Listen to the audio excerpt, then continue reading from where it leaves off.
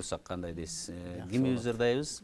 Анда мен сагайдын дагы эле жүрөгүмдүн саламы деген ырын дуэт кылып аткарып берели. Сөзү Маралиевдики, обону агай Качкын Усупбаевдики. Абдан жакшы.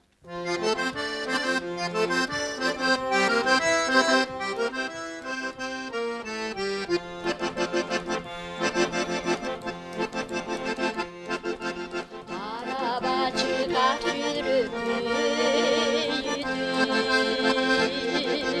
hayra baştan canlı